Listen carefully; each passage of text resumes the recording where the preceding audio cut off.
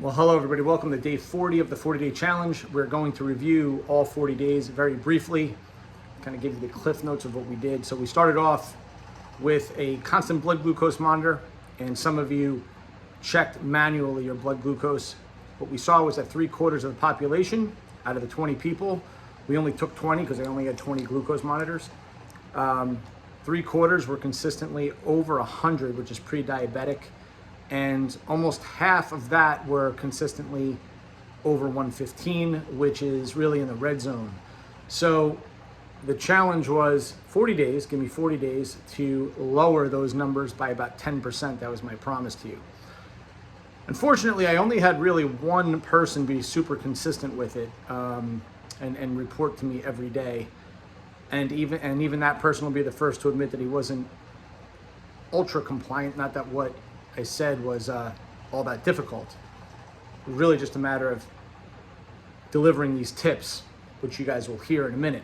So if you maximized the tips, you would have seen a blood glucose drop, and this person did in fact see about a 10% decrease over 40 days, despite the fact that he had several quote-unquote challenging days with different things going on, as we all do in our lives. This person's birthday, that person's barbecue, it's that person's wedding. It's always something going on. So so here we go. All right, day one, we talked about increasing your protein at every single meal. The whole idea is ask yourself, where's the protein portion? And when we say protein portion, we're talking it depends on how many meals you're eating a day, but if you're going to eat 3 meals a day, if you're a guy, that's about 60 grams, 50 to 60 grams of protein, which is a heck of a lot of protein at each meal. And now we had conversations in the past about protein in different 40-day challenges. I had Dr. Mike T. Nelson, who worked with Dr. Stuart Phillips, who is the preeminent research and protein research in the world. And we talked about, well, how much protein do you really need? Can the body, quote unquote, absorb more than 30 or 40 grams at a meal? And we covered those things. The bottom line, guys, is get 50 to 60 grams if you're a man and if you're eating 3 times a day. Now, if you're eating 5 times a day, you can get about 35 grams per meal. But the idea is you want to get as close to your body weight in protein. If you aim for that in grams, if you're 180 pounds, 180 grams. If you're 200 pounds, 200 grams. If you aim for that, it's very hard to do. You're going to notice that you're going to see an effect on your blood glucose, meaning you're going to, if you eat protein with each meal, I promise you, as opposed to not with each meal, or as opposed to eating a third of what I'm telling you or a quarter of what I'm telling you, you will see a direct correlation between the amount of protein you're eating and what your blood glucose does each meal. Okay, that's why it was number one. That's like rule number one in the Ultimate Transformation Challenge, coming September 19th with all new information, updated manuals, updated tricks. The whole thing has been redone just for you guys. And but that's one of the most important principles of the ETC, is making sure you prioritize protein. Number two, we talked about carbohydrates and the type of carbohydrate. So it's not that carbohydrates are the demons. It is the refined carbs that are the problem with insulin resistance and blood glucose. So we talked about increasing fiber. We talked also about resistant starches and the effect of resistant starches, both of which have an effect on digestion and the sort of absorption of this macronutrient through your bloodstream. So you're actually creating a thermogenic effect as well as an actual obstruction to absorption in the body via the fiber. Same thing with resistant starches. When we create those crystals from putting in the refrigerator, you can put it in the refrigerator overnight, take it out, and you can make it more and more resistant. We talked about that. And you can reheat it. That's the other thing, and it stays resistant. When you do that, you create further thermogenic benefits with fiber. I mean, just those 2 tricks alone, guys, I'll be honest with you, that's going to solve 50% of most people's problems. Meaning, If you stay away from the highly refined carbs, the white stuff, the breads, the pastas, the pizzas, the this and the that, but of course you don't, and that's why you're insulin resistant, and it only gets worse, and that's why you keep gaining weight. That's why you can't lose those last 40, 30, 50, whatever it is, pounds. That's why. That's 100% why. We could just stop there, but we won't, because I kept going. I talked a lot about, the topic moved into hydration, which eventually moved into electrolytes. And I'll talk about this very quickly. So if you just drink water between meals, this has an effect on satiation. You're going to feel more satisfied. And again, this is all research based, and I talk a lot about this stuff and the research in the UTC. This is just cliff notes. But if you drink water between meals, you're going to feel more satiated. There's bulk in the stomach. And most foods that are super satiating and very low in calories tend to be very high in water anyway. Things like pickles, right? So, or most veggies have a very high concentration of water and a very high concentration of fiber, very few calories. They make you feel full. That's why we talked about that as well as on another day, where we talked about really making sure that you opt for those veggies and that water, that bulk in your stomach. We went on a little bit of a sidetrack talking about electrolytes because we talked about hydration and high blood pressure. My point was that the reason why the average person has high blood pressure is because their body is large. Their body is getting larger, so the body says we need to increase the pressure here to get blood to the periphery. That's why body weight is implicated with high blood pressure. But also not being hydrated. You're literally thinning the blood out, right? And so people will argue, or you can argue, yeah, but if you put more water in, isn't that creating more volume in the body? Yes, but that's why the electrolytes matter. So having a proper electrolyte balance really matters here.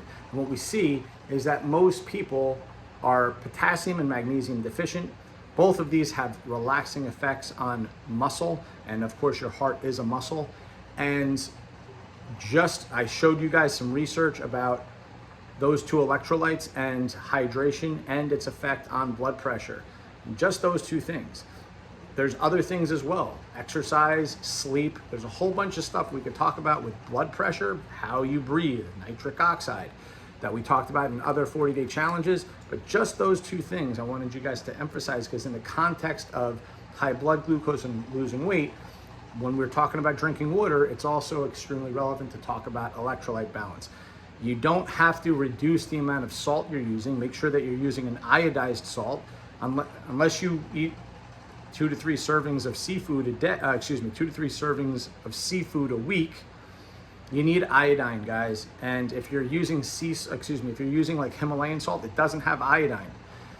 Iodine is super important for thyroid function. So make sure if you don't eat seafood, make sure you're using an iodized salt because you need that iodine for good thyroid function. You don't have to reduce the amount of salt you take as long as you hydrate and keep your electrolyte balance up. If you don't hydrate well, if you don't get enough potassium and magnesium. Potassium and magnesium, guys, is going to come mostly from fruits and vegetables. Fruits and vegetables. It is tricky to supplement with potassium for reasons we spoke about, but magnesium is super easy to supplement with.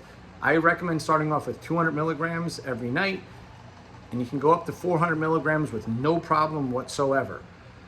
Potassium only comes in 99 milligram tablets. Like I said, if you're on certain medications, if you're type 2 diabetic, if you have renal failure, you should not supplement with potassium unless talking to your doctor. You shouldn't supplement with anything unless talking to your doctor, as a general, disclaimer here. But I'm just telling you guys, anytime I say something to the people I'm coaching, I send the research. You can, or if you want to request the research, I always send. We also talked about sleep and its effect on blood glucose.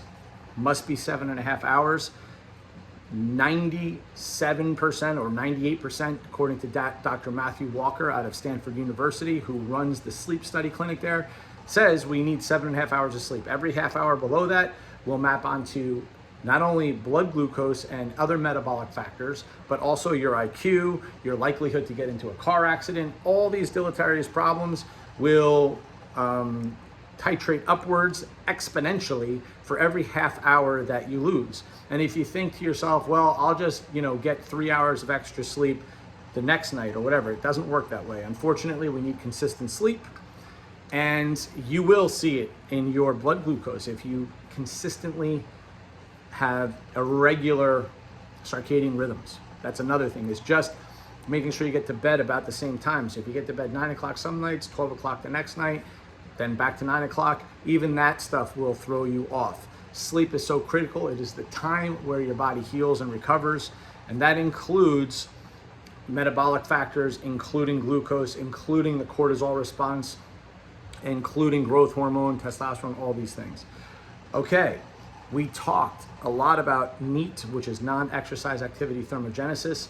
That means that you opt to walk instead of so instead of parking as close to possible at to the handicap spot, right? You opt to park further away. You opt to take the stairs instead of the escalator. You opt for the standing desk instead of sitting down. You opt to move. You opt to do things that make your body move. There's a famous expression: the best position is your next position. Meaning that you don't sit in the same position all the time, all day. Most people are just slouched over right here, and then all of a sudden you're like, oh, all of a sudden something in your brain goes like, dude, move. You should be moving as much as possible, and the way to do that is to create ways to move as much as possible. So speaking of which, we talked about the blood glucose response after you eat if you just take a 10-minute walk. So we talked about, hey, if you go to a restaurant, purposely park a little further away. Walk to the food, walk back to the food. You're out to eat anyway, you have to walk back to the car. Why not create a situation where you walk an extra 5 or 10 minutes? It's a great idea, and research shows that in many people, that 10-minute walk is as effective as metformin, the drug metformin, in many people. So we talked a little bit about exercise in terms of strength training. We talked a little bit about cardiovascular work. All of these things are highly effective in managing blood glucose levels. Talked about just in general, you have to be in a mindset of losing weight. So creating a calorie deficit by doing the things that we discuss in the 40-day challenge really matter. Things like having a little bit of fat with your carbs, making sure that you don't eat too many carbs or too many fats, because all you'll do is, yes, you'll blunt the glucose response, but you'll prolong it out, making it harder for the blood glucose to recover. So instead of it recovering in, say, an hour or 90 minutes, it recovers 2 hours later. So you want to make sure that you don't overeat just in general. That's the issue. And of course, you prioritize your protein there. We talked about the whole concept of if it's in your home, you're going to eat it. If it's in your home, you're going to eat it. So creating the situation in your house where you have direct control of what's going into your mouth. If it's not in your home, you can't eat it, right? Unless you make the mistake of door dashing things to your house, which getting out of the habit of that ASAP, just don't even make it an option. I mean, you just don't make it an option. You just eat what's in the home. If you go out to eat, I mean, like, it's kind of sad. 50% in America, about 50% of people eat out for their food. And this leads me to my next topic, which we talked about, is linoleic acid. And linoleic acid is an omega-6. It is the most prone to oxidative stress. All disease boils down to oxidative stress. Its half-life is about 600 days. So it's nearly 2 years. That's a half-life. That means to get half of it out of your cells, it takes almost 2 years. The next half, another 2 years. We talked about, what's going on there, and we're going to talk a lot about linoleic acid in the next UTC and the studies behind it. But the bottom line is it does lead to overeating, it does lead to obesity, and it does things in your fat cells that are a real problem. And one of the things is how it causes oxidative stress. I even sent you guys research and topics about sunburn and things of that nature, as well as studies on overeating with linoleic acid. Now, what's the point? The point is that every time you DoorDash, every time you eat out, all those restaurants are cooking with soybean oil. All those French fries, everything that's fried and everything it's cooked in, everything on the grill, it's soybean oil, it's some type of seed oil, and that's where you get that linoleic acid. We talked about the problems with demonizing saturated fat a little bit. We talked about making sure that you get, your monounsaturated fats. And if you get your monounsaturated fats from things like nuts, seeds, we talked about, whatever, ground flax, hemp, and this and that, extra virgin olive oil, you will get your polyunsaturated fats. See, linoleic acid is, in fact, a polyunsaturated fat. The issue is that we're eating way too much of it in the specific form of linoleic acid. That's the issue, okay? So we talked a lot about these fat things and what's going on there. And and we will really spend time in the UTC so that you guys get, and with pictures and food charts and, eat this, not this, here's what to avoid, here's how to do it in the next UTC, along with the research and why. And then, of course, we talked a lot about just habits in general in terms of, things with the family, things with kids, and, sort of leading the way, being an example to them is important. And at the end of the day, guys, we're in charge as parents to set the example, to set the tone in the house. And, nobody's saying like, hey, look, from time to time, you could have this or you could have that. Just recognize that everything is set up for overeating, for hyperpalatability. It's like as soon as you give the crystal meth person, the person who's genetically prone to be an addict to crystal meth, which there are things like predictably a cocaine addict, a crystal meth addict, same thing with being overweight. There are genetics that are involved with being overweight, okay? And as soon as and we talked about that. We talked about epigenetic factors, right? We talked about the baby in the mother's womb. We talked about childhood, and we talked about how that is extremely predictive later of how insulin resistant that kid will be. So meaning, if the mother eats a certain way while the baby is developing in the child's womb, that baby can epigenetically and does epigenetically, and we've seen this not just with insulin resistance, but with many things through history. I talked about it a lot in my book, Chasing 22, one of the greatest books ever written, New York Times bestseller. I'm kidding, it's not really a New York Times bestseller, but it should be, because it talks about things about choices and free will. It talks about practical things, and that's what the book looks like. You can buy it on Amazon right now. But it talks about 22 things that you don't realize are shaping your world for you. You think you're choosing this, you think you're choosing that. But as an example, right, that child who was, that fetus who was developing in the mother's womb, and the mother was eating, whatever she wanted because she's pregnant, I deserve it, right? The baby wants it. Unknowingly, see, you only get to be ignorant until you find out the truth, right? That's the root of the word, ignore, ignorance, to ignore the truth. Once you know the truth, that's truly ignorance, right? So it's fine, like if you don't know, you didn't know, that's blameless. But as soon as you know now, I'm telling you now, we see throughout history, epigenetic factors. How do we see it? We see it through famines. We see it because we know we can exhume bodies and we know what happened to these people, right? We know it through records. We can see what's happened. There are actually countries that kept impeccable records of their populations. And some of the things that you see is tremendous growth, stunting of growth, and even IQ scores. You see things that you would expect from a child that's not being nurtured properly in a famine, right? Well, what about when they're overfed? Well, one of the things we see is that, okay, so I'm saying this because the child didn't choose that, Somebody else chose it for him. Similarly, as they're growing up in the household, who's buying the food? This is what I mean. So we see that this becomes predictive because the beta cells in the pancreas can hypertrophy and do hypertrophy a lot during and only during childhood. So that's the time to create this maximal effect to be insulin resistant later. And I'm harping on this because I want parents and I want this generation to understand that when we say things like, oh, we'll have a treat here, we'll have a treat there, but all of a sudden, I just told you guys, right? Like the person who is most compliant in the 40-day challenge is the first one to tell you in just the 40 days, he had 5 or 6 different things while trying to be compliant that he had to go do. So those are his treats.